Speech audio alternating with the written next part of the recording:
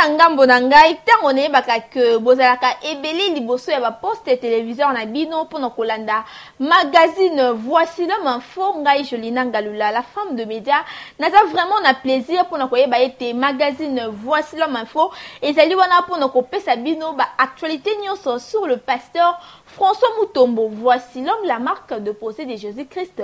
Pena o etali aseka Kalembelembe mobimba papa maman ndeko mobali ndeko mwasi mbote bipai bozwami.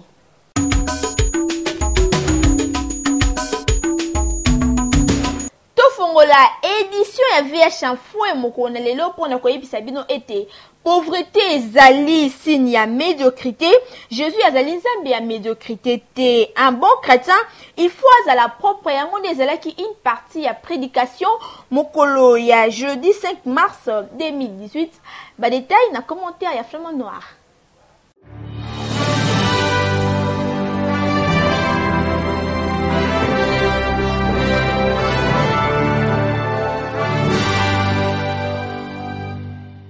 Je voudrais que les tous peut se verser au komakapé. Komaka, ou soit tous fungule pe ate Bible na yo, uzo tanga pe, au monde pe uza la pe ate na idée. Église, tozo yate po, tozane lo usala nanda ute. Njito ye ole isatan te. Église tozo po to ye kola. Lobi pe to atteindre statut parfaite de Christ. Na sima ya kopesa conseil na bana na Nzambe, le recteur de l'université ya Nzambe, l'homme qui fait la propagande du nom de Jésus-Christ, l'ambassadeur de la parole de Dieu, le pasteur François Mutombo Voici l'homme, a appelé qui verset biblique peut expliquer qui boui. Deuxième livre de Corinthiens, chapitre 8e, verset 9. 2 Corinthiens 8, verset 9. Bible car vous connaissez. On dit ceci, car vous connaissez. Donc déjà, pour Paul, lui, il considère que tout enfant de Dieu connaît. Hein? Donc, c'est-à-dire que si toi, tu es dans l'ignorance, en tout cas, pour Paul, il considère que tout le monde connaît la grâce. Qui dit grâce dit la faveur que Jésus nous a faite. Parce que la faveur, Yesu a salabiso. Yesu a misala mubola pona biso. De riche qu'il était, afin que par sa pauvreté vous fussiez enrichis. C'est-à-dire que c'est une faveur.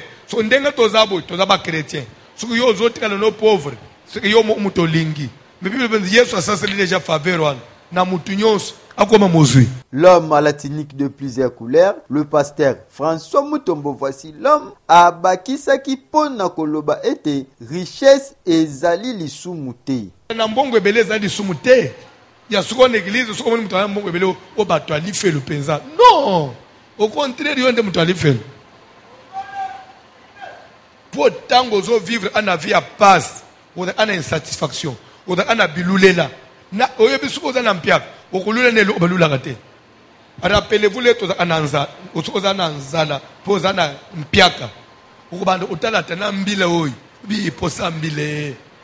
Okolula na bilo o liya katotele mbike mbiko kitokwe. Mais soko za na vie normale ba cholo mbike tamu so sepela na mute.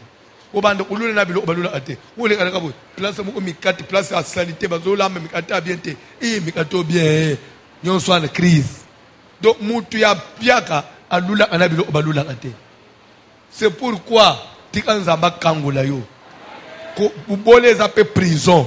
La marque de posée de Jésus-Christ, l'homme qui fait la propagande du nom de Jésus-Christ, le commandant du temple, pour nakotalisa ete bobola ezali prison, a peseli na exemple ya Jésus. C'est fait pauvre quand et où Jésus s'est fait pauvre sur la croix. Alors, selon les principes de la Bible, tout ce qu'on met sur la croix est synonyme de malédiction. Tout ce qui passe par la croix est synonyme de malédiction. Car il est écrit, maudit soit quiconque est pendu au bois. Donc en Israël, si vous mourrez la mort de la croix, c'est une mort de la malédiction. Alors, tout ce qu'on cite que Jésus était allé avec à la croix, cette histoire-là est une malédiction. Entre autres, on dit que c'est par ces meurtrissures que les malades sont guéris. Les meurtrissures là, d'où et des camps, na ekulusu, banatseke kotianzube, azoka, batubaka ye likonga, azoka, babeta ye sete na mabu ope na makolo, azoka, nde mapipi na ye yangwana. Ce que puis les autres na bapota wana, batunyonso bazoye panda ye, il faut pas bikisama na babokono na bango. Alors pour dire que bokono, c'est une malédiction. Il faut comprendre les choses. Chrétien, moi, on a tout le temps malade. Ou bien, soit on a malade, il y a son église, c'est une malédiction. L'ambassadeur de la parole de Dieu a yaki ko fortifier lisusu bana na nzambe boye. Ce qui bino bo tambole na liloba na ngai. Maladi obo mona ana bénédiction, bino bo obela ngote. Ndenga toza boy. Et dans la maladie, nous sommes belate. Tout le monde est là, nous sommes païens. Pour nini, biso tala héros. Ba païen bazana banganda, bazana baba. Biso toza l'église. Héros. Bango balie batongi, biso to fanyinza. O fanyinza la pona nini? Po toza na jeune. Tam su yo za na jeune te. Biso toza na jeune lelo. Lobi peto oza na jeune. Yo za akana biso physiquement. Nimba amuna biso to sa anaote. Nzamba limbisa yo.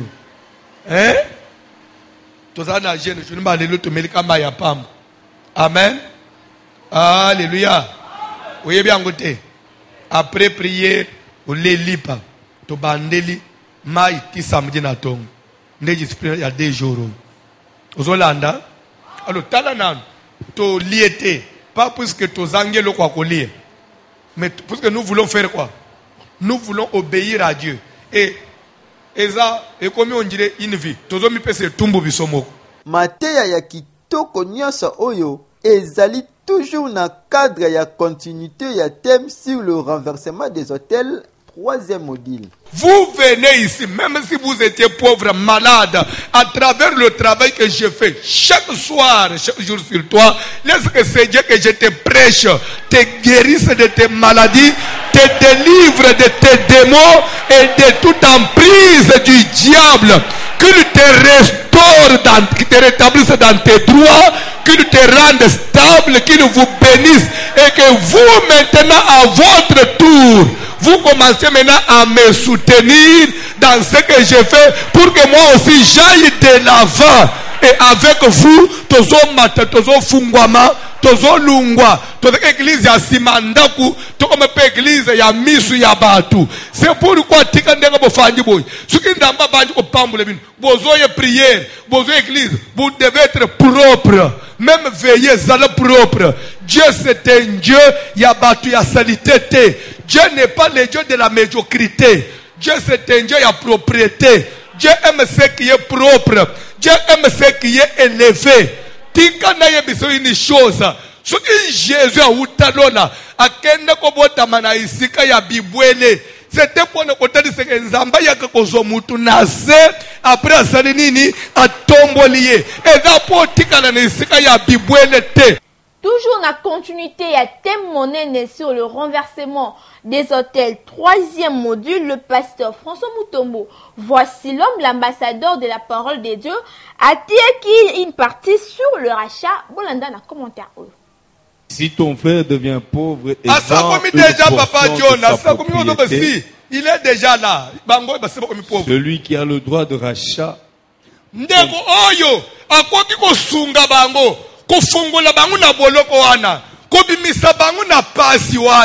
Son plus proche parent.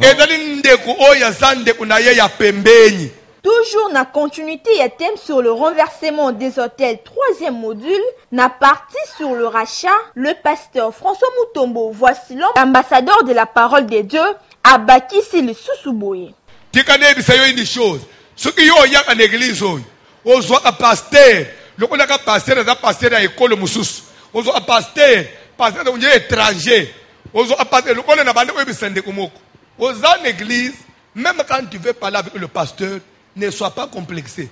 D'ailleurs, l'homme de Dieu, le pasteur François Mutombo, voici l'homme, l'ambassadeur de la parole de Dieu, a pécélé un exemple à Yemoko. Je suis pasteur à Bangal, naza pasteur à Congo, naza pasteur à Swahili, naza pasteur à Mpende, naza pasteur à Loub, ya Mongo, naza pasteur ba tetel, naza pasteur ya ba Camerounais. Pour votre information, d'ici là, nazo yamba, sere mo kini camerounaise, adana nationalité française, nazo sele président azoya, ali papa, lukelanga otemo, ne boko fana no te tokoluka place au fana même Jésus ne sert. Et papa, Jésus est étranger, tu n'es pas étranger, tu es notre d'ailleurs aux Abantou le bus. Comment tu t'es osé? Tu vas trouver même à l'église. Nous avons des Maliens, nous avons des Nigériens dans notre église. Nous sommes Camerounais, nous sommes considérés étrangers. Yanine. Pambate, même Bible et lobby était. Moutou oyo azalaka na droit ya rachat, il faut comme sa pasteur proche parent naïe. Bible dit que celui qui a le droit de rachat doit être son proche parent. Comme sa pasteur ndeko na yo, pour musala zo sala et sala et pas na yo. Si on doit repousser pasteur, tout le monde dirait moupaya. Quand je ne suis pas ton proche parent, je n'aurai pas le droit de rachat sur toi. Vous comprenez ce mystère? Il faut que je devienne ton proche parent. Pour que Moussala n'a pas un impact sur le colonayo.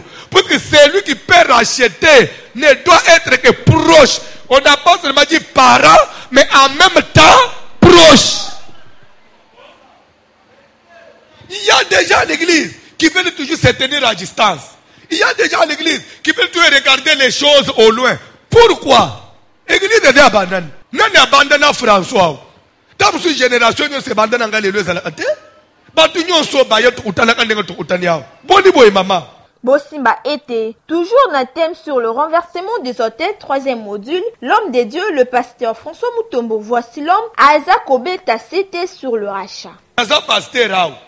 Prière ya kafu sur le rachat et Salemaki Mokolo ya jeudi 4 avril. Pipa Iwapi, l'homme de Dieu, le pasteur François Mutombo. Voici l'homme, la marque de posée de Jésus-Christ. A Pambolaki, Banana Nzambe, Flamand Noir, à Pessili commentaire. Le renversement des hôtels troisième module eza kokoba awa na siège ya babuki bikeko aseka kalembelembe. Mingi l'homme de Dieu, le pasteur François Mutombo. Voici l'homme, la marque déposée de Jésus-Christ azali kokoba kobeta sete sur le rachat. Na yango, le commandant du temple atindaki prière ya makasi. Si ton frère devient pauvre, c'est qu'il était riche. Toi, tu ne peux pas être pauvre. Nde prière aux eaux sales. Ce qui famille n'a pas teka mbongo. Baboya mbongo. Ngai na yo. Toko pambula mana ordre ya famille. Biso toko pambula mana ordre ya Yesu Christo. Nous ne serons pas bénis selon la famille, mais nous serons bénis selon l'église. C'est la bénédiction de l'Éternel qui nous enrichira. Et non la bénédiction de nos parents, de nos ancêtres. Biso toko pambula mau nakati ya musala na nzambo toko somba mapango na nzambo. Amen. Nzamba ko tombole biso ntange bana na nzambo. Amen. Bazota lobo mais na famille bino boza aboite yo ko mi boende non na famille c'est vrai toza abote mais l'église na biso toza abarish parce que l'église c'est une deuxième famille. Ozo sala prier s'il vous plaît na umeli na likamboy tema na ngeza rasha. Mais c'est pour que je voudrais que tu comprennes que tu n'as pas de raison aux la pauvre. Ce qui n'a famille batte kambongo et bubole zika. Ça la prière. Moto. Kombo na yes. Moto Sambela. Sambela. Sambela. Moto na Zambe pena. Moto na Zambe pena. Au nom de Jésus,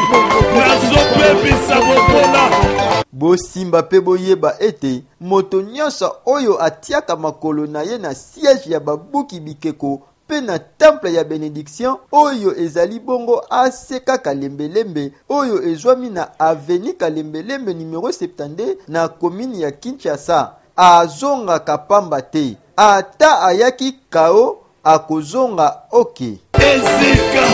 Mokolo, il y a mercredi 4 avril 2018, l'homme qui fait la propagande du nom de Jésus-Christ, le pasteur François Mutombo. Voici l'homme, la marque déposée de Jésus-Christ. Toujours en continuité, à thème sur le renversement des hôtels. Troisième module, à Tiaki Naba Nanzambe sur la Pâque. Flamand Noir pour un commentaire. Thème Nabiso Tozolo Bela, ezali renversement des hôtels. Troisième module. Tozolo Bela sur l'hôtel des ancêtres, qui est l'hôtel de la sorcellerie de conservation. Tozolo Bela sur le rachat. Quand est-ce qu'on peut parler du rachat? Le rachat veut dire on va libérer ou reprendre, acheter la chose qui avait été vendue. Donc, on parle du rachat, c'est lorsqu'il y avait eu vente. Na thème oyo nde l'homme de Dieu, le pasteur François Mutombo, voici l'homme, mokolo ya mercredi 4 avril 2018, alobelaki na oyo etali Pâques. Mukanda ya Exode, Exode chapitre 12, dans le premier verset. Exode chapitre 12, à partir du premier verset, nous lisons au nom de Jésus de Nazareth. Nous lisons au nom de Jésus de Nazareth. L'Éternel dit à Moïse et à Aaron dans le pays d'Égypte.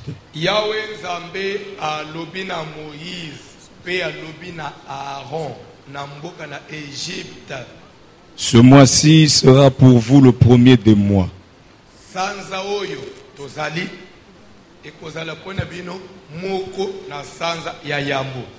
Il sera pour vous le premier des mois de l'année.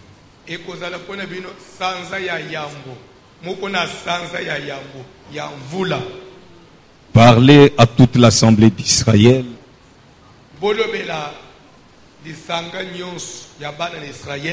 et dites: le 10e jour de ce mois, on prendra un agneau pour chaque famille, un agneau pour chaque maison. Si la maison est trop peu nombreuse pour un agneau,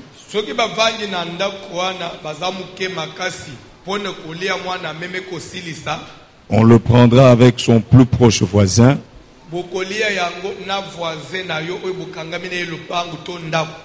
selon le nombre des personnes. Vous compterez pour cet agneau d'après ce que chacun peut manger.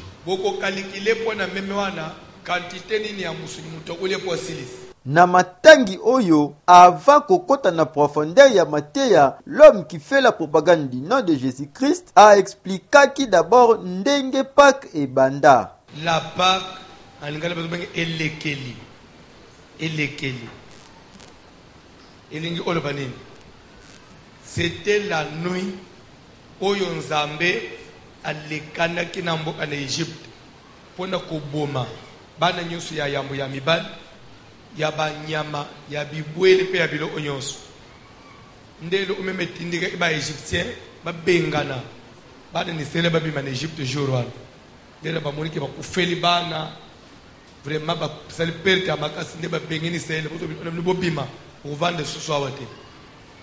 Ndelo bana ni sele ba lememe koto Nzambe la tour na ya bomi a premier né na Égypte.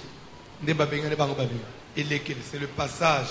Dieu Nzamba qui attrape à l'écart qui n'a pas de union sur les Égyptiens pour ne pas. Et cette même nuit là, ne pas ne pas bien en Égypte. Tongo nango déjà parce qu'il n'en zèle pas au Kenya. Alors Nzamba y usulana Moïse. Ce qui va tanguer na se. Nzamba y bisi Moïse. Beaucoup bande sikoyo datoy. Beaucoup bande au célébrango nambo en Israël. Ce qui bande ne bino bazo tunabino. Pourquoi vous sala boy? Beaucoup bande eux ça vange tozo sala boy poto sala ka ba wumbu na Égypte. Alors à travers même tozo lia oy Nzambe ayaki ko visiter biso abimisa biso na Égypte. La marque déposée de Jésus-Christ, le commandant du temple, le pasteur François Mutombo, voici l'homme, kaka na oyo etali Pâques alobeli lisusu boye. Tozali ko na mukanda ya Marc chapitre 14 frère badana verset 12 elobini. Louis II bo bazana Bible Louis II batala ba omoni en tête ba omini. Célébration de la Pâque et institution de la Sainte Seine. Bozolanda, vous parlez français, oui ou non? Papa Bandela. Célébration de la Pâque et institution de la Sainte Seine. Na moment Jésus a botami. Jésus a kufa mwana mukete 33 ans ezaka memebele. Maintenant avant que Jésus a kufa na période nini? Jésus a kufa na période ya Pâques. L'ambassadeur de la parole de Dieu, le recteur de l'université ya Nzambe, le pasteur François Mutombo voici l'homme, a expliqué que tina ya Pâques et pas ya ba chrétien. Biso tokoli ya agneau pascal te, ya ba yude te. Lero sko ba yekoli na Yesu ba se retrouver na ndako wana. Croyant que makambo ko salema ndenge salama anabakoko na bango. Ba omona Yesu abimisi pain sans levain, abimisi meme batumba aloba kesko Pasika yango tolia jour wana basuka boy o Jésus azobimisi loko mususu abimisi lipa na place ya musuni bango balia ka musuni ya meme nini abimisi lipa atomboli likolo a rendre grâce à Bouki apesi ba yekole na ye prenez ceci et mon corps qui est rompu pour vous. Oh, batalani. Après, abimisi, na sac, abimisi, kopo moko, na vin, à tomboli, à sambel. Prenez ceci et mon sang, qui est versé pour vous, le sang d'une nouvelle alliance. C'est-à-dire que Jésus a mettre fin. Na Pasika ya Bayuda a institué ce que Elo Umusus. C'est clair? Elo Umusus. Donc, pour le jour où il y a avant Jésus, il faut que nous balé passe quand nous balé le umsus. Et que vous boirez cette coupe, vous annoncez ma mort et ma résurrection jusqu'à ce que je vienne.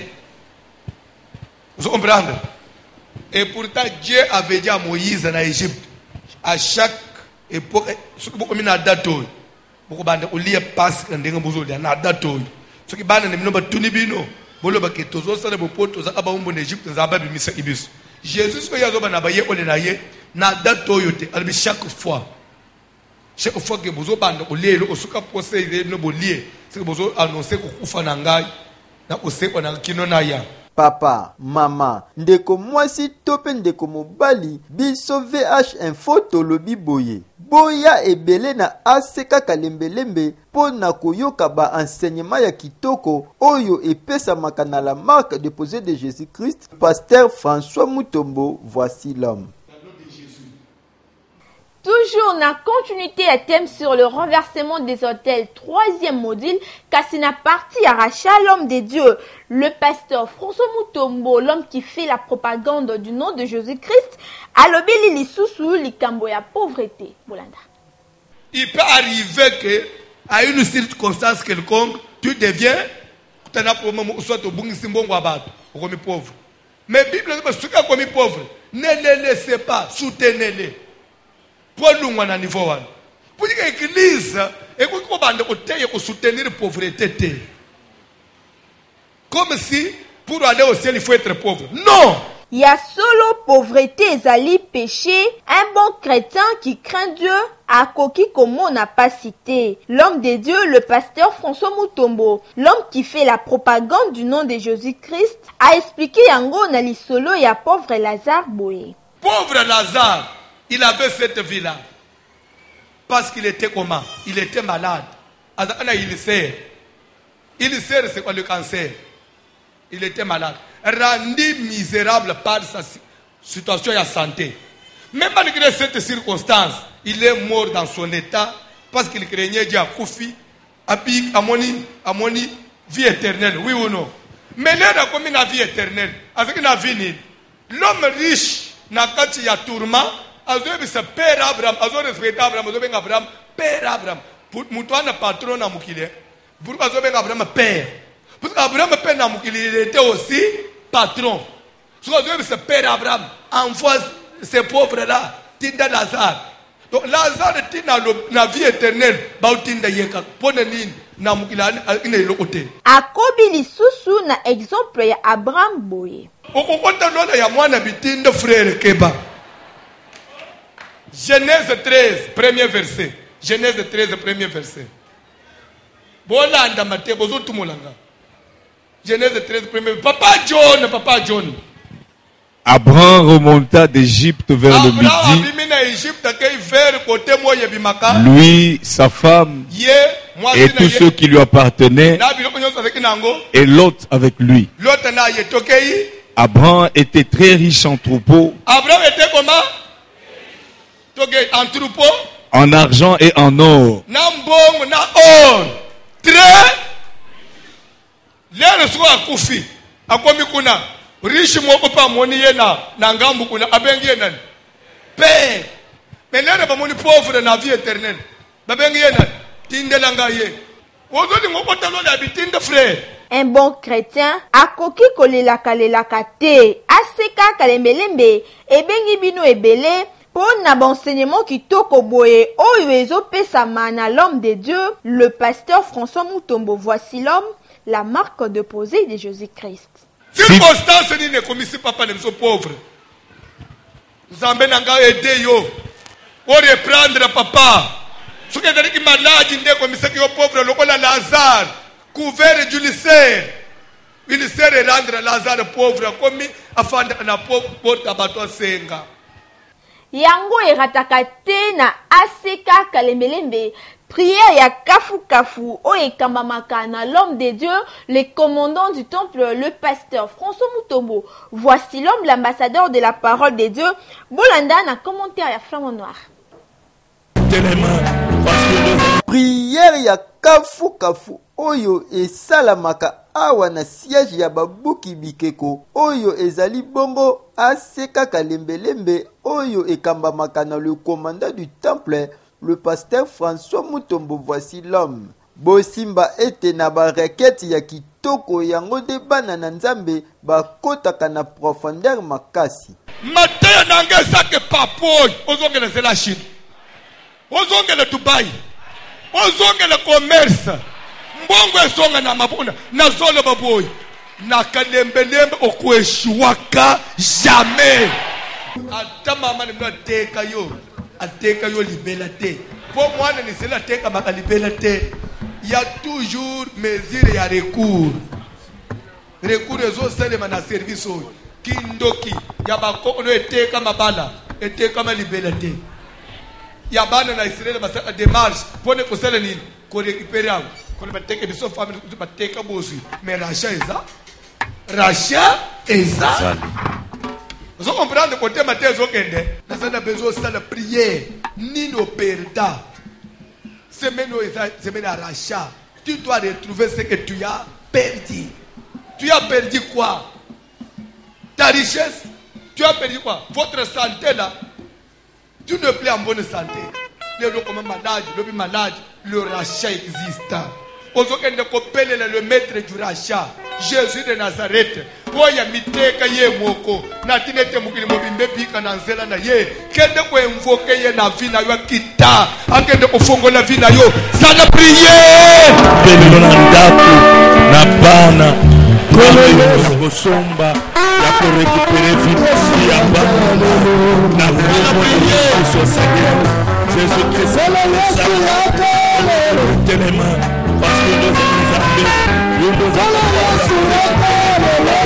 récupérer nous sommes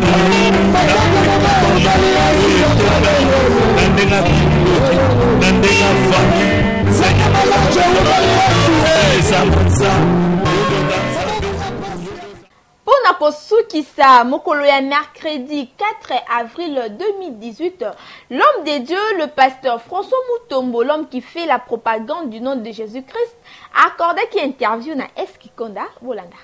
Tozana kati ya grand thème, thème principal, le renversement des hôtels, troisième module. toujours renversé l'hôtel des enceintes de famille, où tu as une sorcellerie de conservation, où toujours maintenant sur les rachats. C'est que dans la société de conservation, il y a des contrats. Maintenant, le rachat est possible à travers Jésus et nos offrandes. Jésus est en train de nous racheter de toutes les condamnations de la famille. Nous avons invité Batunios Balanda Mateo et Zana Muzindo à Aspezo Fungula Bavia.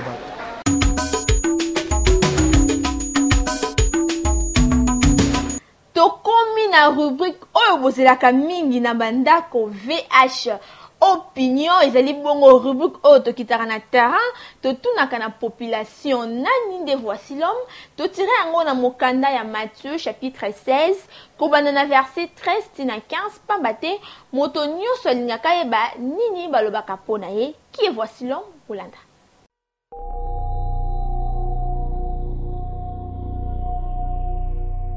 Bonjour Ndekonanga, nayebi azali musala na Nzambe, nalandaka ye tongo na matei ya media, nalandaka pe na tele na 20h. Nasepelaka na matei oyo ateyaka mpona kocontredire mabe, kolongola bato na mokili kokotisa bango na nzela ya Nzambe. En tout cas vraiment asalaka musala munene oyo Nzambe atikaki mpo asala. Atako ngai nazobongisa enseignement na ngai tango nazolanda ye nazwaka pe makambo misusu na bakisaka na kati ya matei na ngai. Vraiment musala oyo asalaka nasepelaka nango mingi, akoba kaka na musala wana parce que azotelemela nde masumu mingi na moma oyo bapase rebele bateyaka pena mpona masumu te, balongolaka bato na masumu te, balingi kaka bambongo me mpo mwana mutu alongola mutu na masumu akotie na nzela ya Nzambe. Vraiment eza pasi. En tout cas nasepelaka na musala Nzambe mpona kotelemela masumu na kati ya mokili.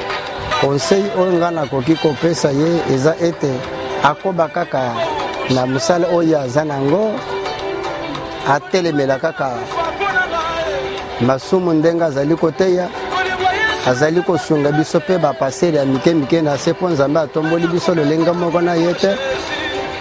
En tout cas tango tolandaka ye na banzela wana epesaka biso pe banzela misusu ya koteya bandimi na biso makasi. Yango nde nazosengaka akoba kaka na musala oyo Nzambe apesi ye.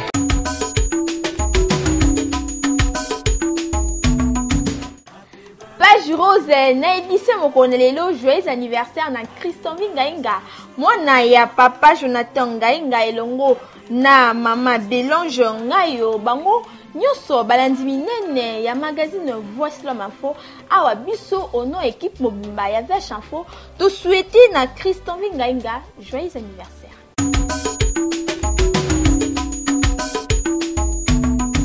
Ozali na suggestion topé témoignage ya kosala par rapport à le pasteur François Mutombo.